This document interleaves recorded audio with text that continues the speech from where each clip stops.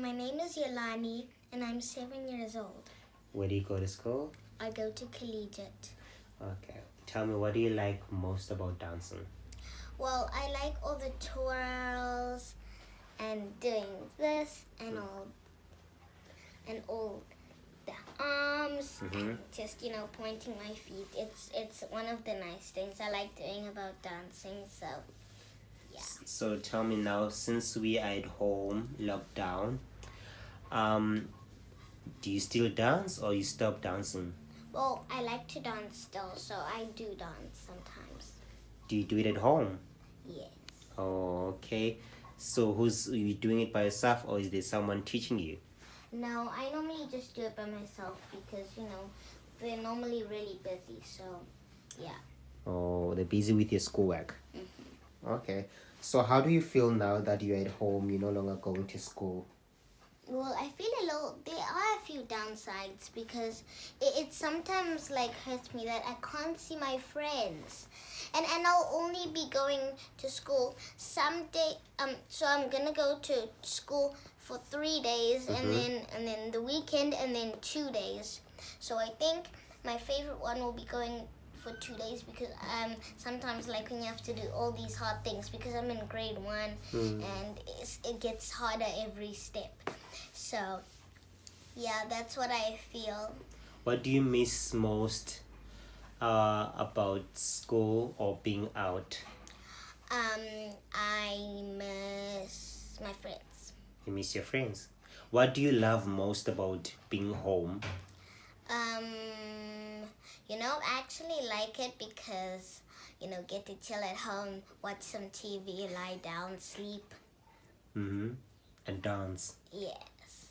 You can do all your free dances. It doesn't matter if you make a mistake when you're dancing because it's not like the dancing teacher's just gonna pop out of the door and just say, hey, time for dancing class, chop chop. So dance makes you happy. Yeah. What else do you like? I like ice cream. Oh, you like ice cream. So dance and ice cream makes you happy. Yeah. But also when I'm feeling sad, my toy Mr. Moose, he makes me feel better. Makes you feel better. So, okay, what is your message to the other young kids like you who are at home and who are probably panicking that they're at home? Who like dancing and stuff. Well, I feel that all the kids who are at home who love to dance must just be strong and keep on dancing because if that's what you love, just do it. Oh, thank you so much. Bye. Bye. Working from home, it has been both interesting and very challenging because we have to change the space from a lounge to a very small studio, and working with the young kids who are active almost every day, and eventually they get tired of being in one space and they don't understand this whole COVID. And now we have to be very patient with them and try as much as we can to explain what is going on. And all this is for the love and for the protection of our lives. And while we do all this, we still use art as a tool to communicate with the young ones as coping mechanism, since they cannot go outside and do other extramural activities. Now, any form of art, it could be from a dance, music, from drawing, it becomes the main channel during the household. And how I did it, I had to visit kids on a daily basis in their homes, of course, the consent of the parents and how they feel about the proposal, since the kids cannot be in studio all of them at the same time. So we had to break it down of how are we going to do and continue with the classes. And the whole idea was also to see them being themselves and continuing with dance in their own homes, and also the parents to actually see that they can participate in such activities and see that they can also teach or continue with the lessons with the kids when the instructor is not around. This is literally teaching us that we must always be prepared for endless ways of transformation. COVID came unannounced, and it's a matter of what do we do? And the first thing that I emphasize to every student of mine or to every artist that I work with was to first work on yourself, on your emotions. Everybody's overwhelmed, but the best thing now we can do is to try and find ourselves. Once we do that, we find a way of having same ground and talking what is the way forward. So now at the moment, we are working with the space with what we have. We're negotiating the space with what we have, talking with the parents if you can have 1 hour with the kids, no matter how small the space is, we will use the space that we have and try and build something from that. So this is all now the concept of having a ground communication with the parent, an agreement with the kid. Is he comfortable to be part of that initiative? If not, it's okay, fully respecting that. So also movement dance does not only about you moving but also respecting yourself, gaining confidence and able to speak without saying a word, and try and look at the space that you are in and how can you use your space by using your body. These are difficult times, and these are the politics of displacement.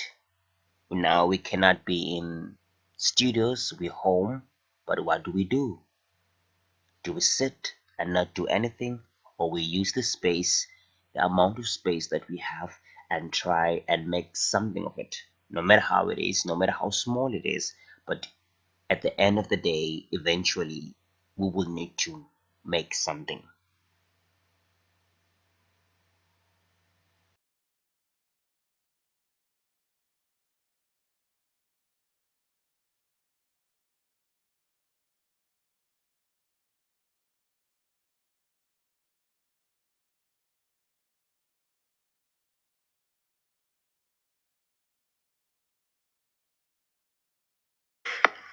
Is it still the same, or you are changing it, or you plan to change it? So from maybe Kalanamshanj.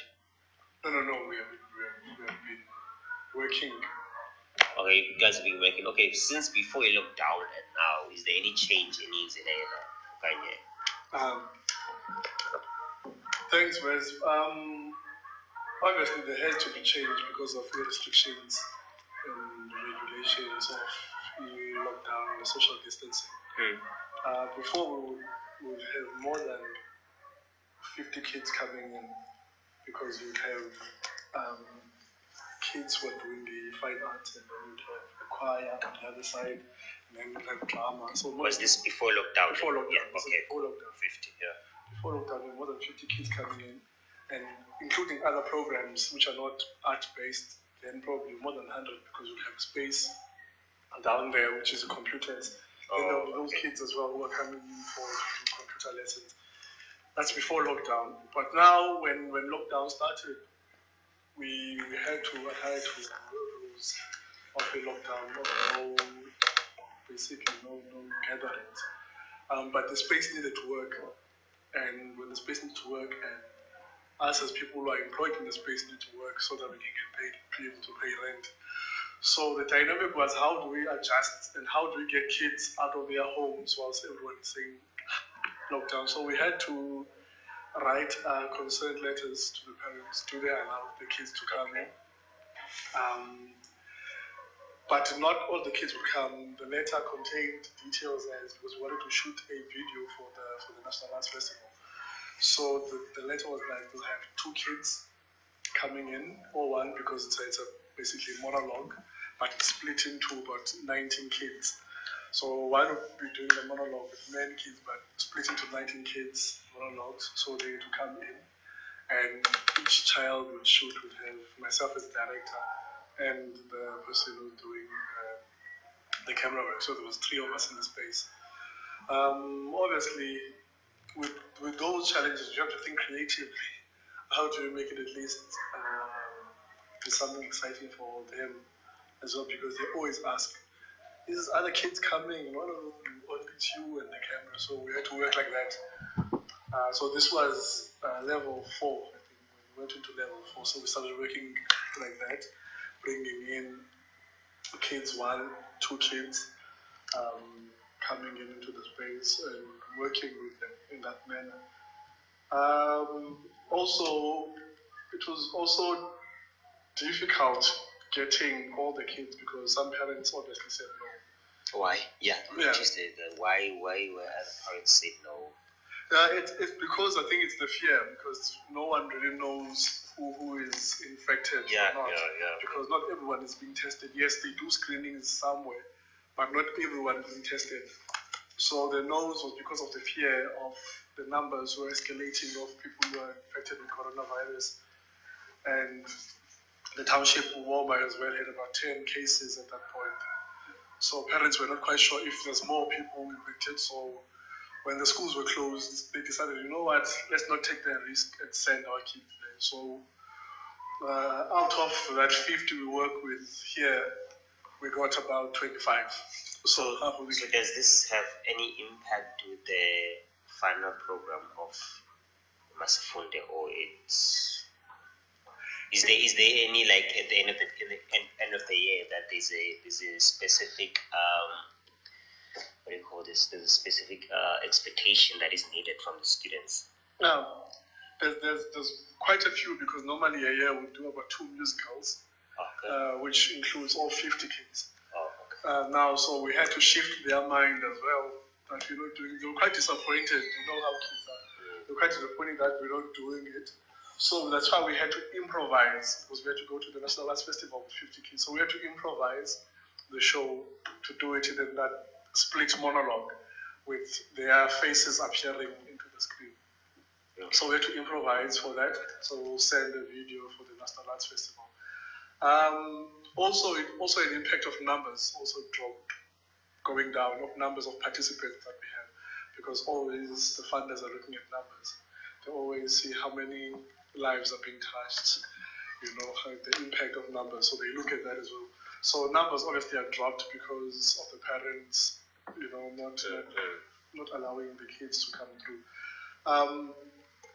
I'm interested in spaces. Do you still work in this space, or you work from home, or is there any change from the spaces from the regular programming you have? From even when here as Mapsofundo, or you as an artist, I mean, like, generally, do you have to shift, like, no, okay, now I cannot do or I cannot go there because of this, now I have to work here? Or is it the same? Is it still the same? The spaces have around PE have just locked out the artist, from accessing the space, because obviously of what the lockdown rules have been. So we don't have space to work, but the space here at the center at Masifunde has always been open for use, because we decided, okay, let's disinfect the place and guard the number of people coming in. Because in level 4, I was able to rehearse and do a 2-man piece, a 2-man show that I directed and was performing. And so I was able to use the space because there was not a lot of bodies in it, because the kids are out or the kids are at home, because normally the space is occupied by kids. So there was not a lot of kids coming in, and the space was available for usage, but we needed to guard how many people coming in the space, and now and then get the people to clean and disinfect. Okay, the last question I had, that when lockdown started, everyone was like, she's gonna be here for like 3 months and then we're gonna go back to normal. Started 21 days. Yeah, so now I think we all realized that, okay, this is probably gonna be our life for a very long time. So it started to hit home now, like, okay, I have to just accept what is going on. What are your plans now, like on doing things now? Because I'm sure there must be a kind of a change that you're gonna do, but you're not gonna stop working. But the question is, how are you gonna work now? Starting from now to the whole year. Yeah, now it's business unusual. I think for many artists, you have to think of creative ways of how we're gonna work. I'm bringing in, if I'm working here in this place, I'm bringing in the kids in fewer numbers than normal. So my thinking is always now on doing individual work. Okay. Individual work, concentrating on individuals, also concentrating on pairs, on whether it's duets or two-handers, if you name it like that. So now I've shifted the way of thinking, and for them as well to think, what can they do as themselves? Like I was explaining today that they needed to write a random poem. So you start there. How can you explore just writing anything? It doesn't have to make sense to anyone. Just write a random poem about anything. And give them an example in the next issue. Okay, this is a poem about time, what it says about time. So now what does time mean during the time of quarantine and lockdown? How do you utilize the time that you have? So now I've shifted the focus to concentrate on monologues and things that will uplift one self-esteem as a person. So that's what my work is centered around now during this time. And I think it's going to be like this going forward. And also I'll be shooting a documentary with them also on just how they're utilizing the space and time during lockdown and what it means for each and every one of them. How it has affected them at home, how it will affect them going to school, how it affects them as friends generally, because in our township, social distancing has not been the best, well practiced. So how does it affect them? Did they feel that impact, or was it just a normal day at the? I think I did touch on that displacement. I mean, social distancing. Like, what is social distancing to underprivileged? And it's a very foreign concept because there is no. We don't have space. We don't have space. We're congested. We stay in congested areas. And also the good thing about cutting kids now to having two learners, you'll be able to focus on them. Yeah. Like you have to, because if they're a lot, personal growth, yes. But now if they're two, it's good for you to literally like, okay, cool, I'm gonna focus on these two, and I'm gonna see how things are going and understand all that.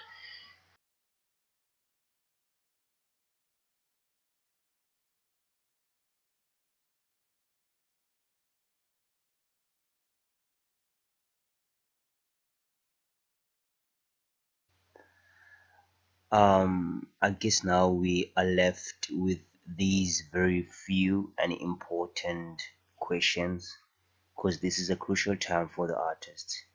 How do we study the history of ordering space? How do we occupy the amount of space we have, if there's one? How do we continue with the work and find ways of producing the work in such spaces? And that has to do with the privilege, because everything is virtual, meaning that you will need to have access of computers, internet, have the knowledge of how technology works, and which is that already a privilege.